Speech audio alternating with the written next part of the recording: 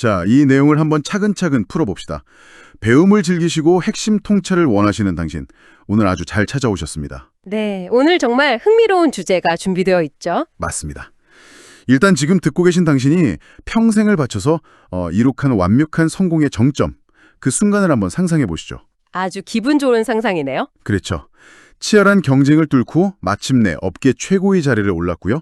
당신의 모든 성취를 증명할 완벽하고 웅장한 최고급 저택까지 지어서 방금 이사를 마쳤습니다. 와, 그야말로 성공의 아이콘이네요. 네. 이제 당신의 이름을 역사에 남길 가장 야심차게 준비한 거대한 은퇴 기념 자선 프로젝트 딱 하나만 남겨두고 있어요. 예산도 충분하고 명분도 완벽하거든요. 모든 게 완벽하게 세팅된 상태군요. 그런데 당신이 가장 신뢰하고 당신을 이 자리까지 이끌어준 은인이나 멘토가 그 프로젝트를 단칼에 거절해버린다면 어떨까요? 엄청 당황스럽겠죠? 심지어 문득 돌아보니까 그 은인은 여전히 낡고 비좁은 텐트 같은 곳에 살고 있다는 걸 깨달은 상황이라면요. 엄청난 죄책감과 부담감이 물려오지 않겠습니까? 그러니까 내가 쌓은 성과가 갑자기 굉장히 무겁게 느껴지거나 강박적인 보상 심리가 발동할 수밖에 없는 상황이네요. 맞아요. 바로 그 엄청난 죄책감과 부담감이 오늘 이야기의 출발점입니다.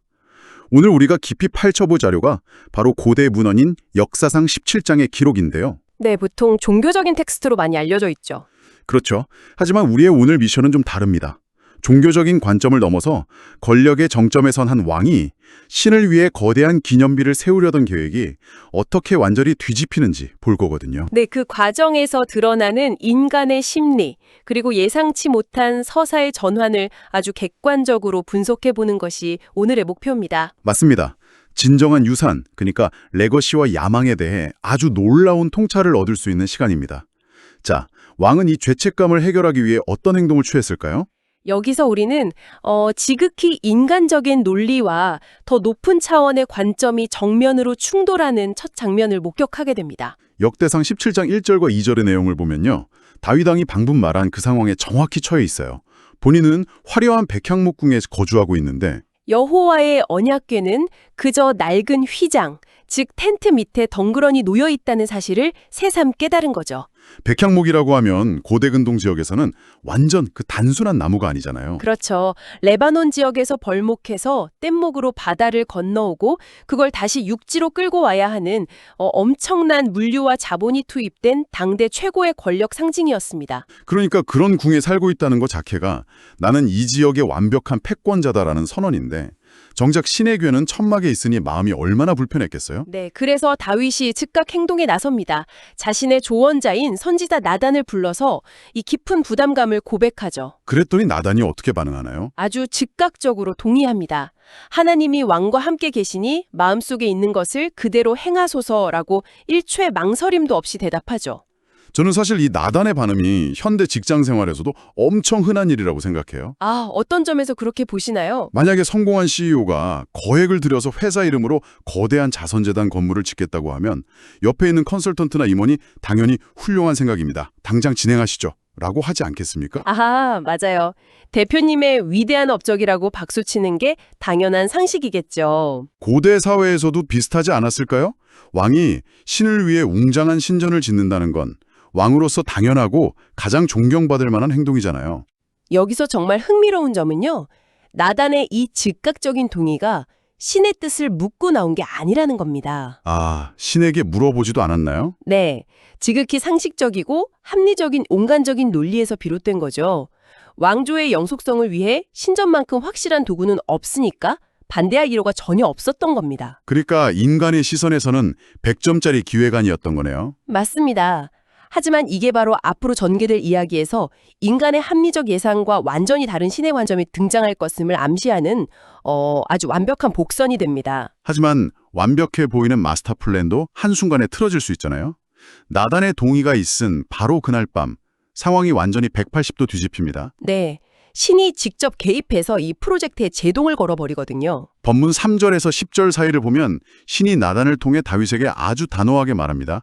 내가 거할 집을 건축하지 말라고요. 여기서 신이 제시하는 이유가 상당히 흥미롭습니다. 이스라엘이 이집트에서 올라온 날부터 지금까지 자신은 항상 장막과 성막에만 거했다는 거죠. 심지어 그 어떤 지도자에게도 외나를 위해 백향목집을 짓지 않느냐고 요구한 적이 없다고 꼬집습니다. 네, 이 대목은 고대 근동의 다른 신들과 이스라엘 신의 결정적인 차이를 보여줍니다. 어떤 차이인가요? 보통 제국의 신들은 거대한 신전에 안치되어 있었어요. 그건 신이 특정한 공간이나 권력자의 통제 아래 갇혀 있다는 뜻이기도 하거든요. 아, 그러니까 다윗도 선의로 시작하긴 했지만 외국 신이 화려한 건물에 모셔둠으로써 자신의 통치 시스템 안으로 신을 편입시키려 했던 무의식이 있었을 수 있다는 거죠. 그래서 신이 인간이 만든 정적인 구조물 안에 갇히는 걸 거부한 거군요. 늘 백성들과 함께 움직이겠다면서요? 그렇습니다. 그러면서 아주 놀라운 반전을 제시하는데요. 목장에서 양을 치던 다윗을 이스라엘의 주권자로 삼고 대적을 멸하게 한 건 신 자신이며 오히려 신이 이스라엘을 안전하게 심고 역으로 신이 다윗을 위하여 집을 세우겠다고 선언합니다. 와, 여기서부터 정말 흥미진진해지는데요? 맞아요. 아주 기막힌 반전이죠.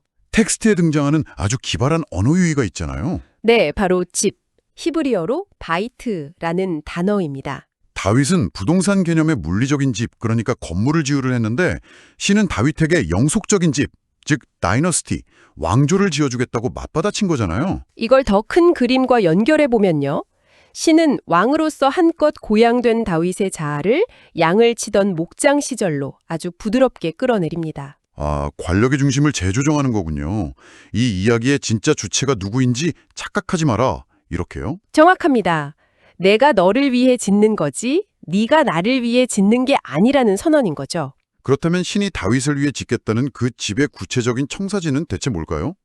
11절부터 15절을 보면 시선이 다윗 당대에서 아주 먼 미래로 확정되거든요. 네, 다윗이 죽고 난 뒤에 일어날 일들을 예언합니다. 다윗의 아들 중 하나가 나라를 견고하게 다스릴 거고 바로 그 아들이 신을 위한 건물을 지을 거라는 거죠. 그리고 신은 그 아들의 왕위를 영원히 견고하게 할 것이며 나는 그 아비가 되고 그는 나의 아들이 되리라 라고 약속합니다. 이게 나단을 통해서 다윗에게 그대로 전달되는데 그래서 이 모든 게 대체 무슨 의미일까요? 어떤 부분에서 의문이 드셨나요? 그러니까 제가 청취자 입장에서 생각해 보면요.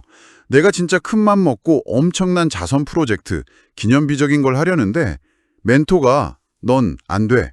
대신 네 아들이 할 거야.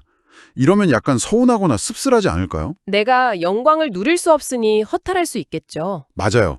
당장 내가 죽은 뒤에 일어날 일이 현재의 다윗에게 대체 어떤 위로가 되는 건지 좀 날카로운 질문을 던져보고 싶네요. 이 부분은 아주 중요한 질문을 던지게 하는데요. 이건 단순한 프로젝트의 거절이 아닙니다.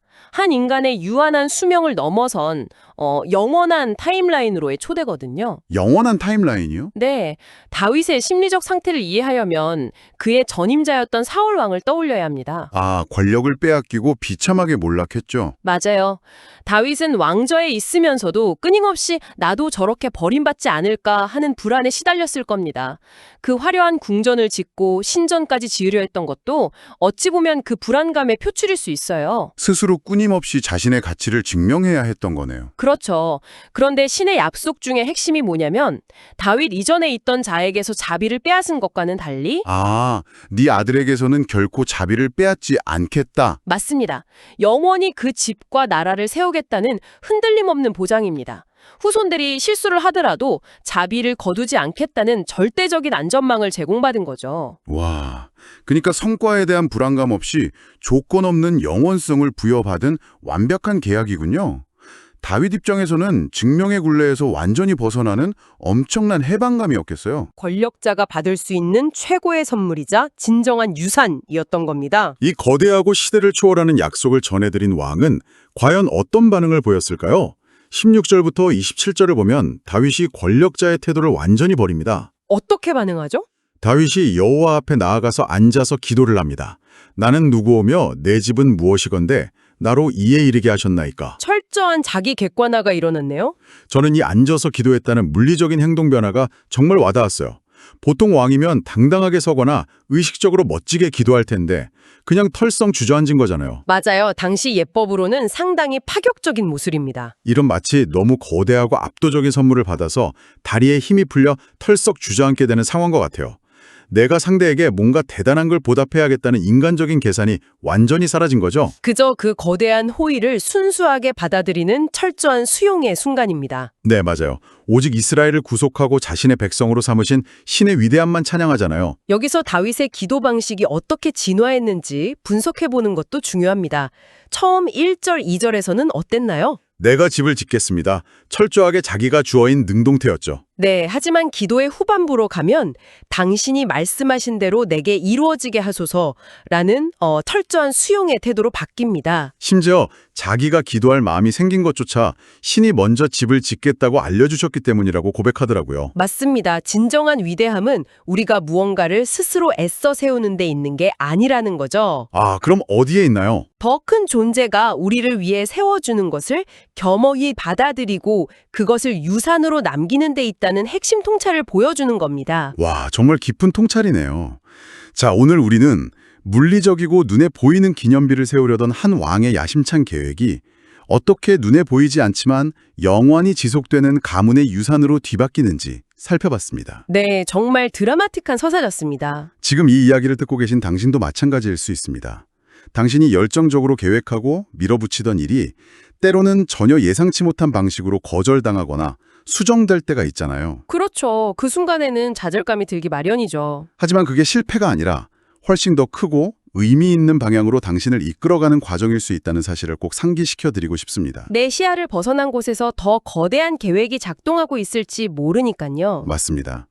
마지막으로 오늘 논의를 확장해서 당신 스스로 곱씹어 볼 만한 도발적인 질문을 하나 던지면서 에피소드를 마무리할까 합니다. 네, 어떤 질문인가요? 지금 당신의 삶을 누군가 가만히 들여다본다면 당신은 자신의 가치를 증명하기 위해 어떤 화려한 백형목궁을 애써 짓고 계십니까? 아주 뼈를 때리는 질문이네요. 그리고 혹시 그 건축물을 세우는데 너무 집착한 나머지 밖에서 이미 당신에게 주어지고 있는 훨씬 더 길고 의미 있는 진정한 유산의 기회를 놓치고 있는 것은 아닐까요? 애써 증명하지 않아도 이미 주어져 있는 그 가치를 돌아보게 만드는 질문입니다. 네, 스스로 세우려는 집과 이미 주어지고 있는 영원한 집, 그 사이에서 당신만의 답을 찾아보시길 바랍니다. 오늘 깊은 탐구는 여기까지입니다. 다음 시간에도 흥미로운 자료와 함께 다시 찾아오겠습니다.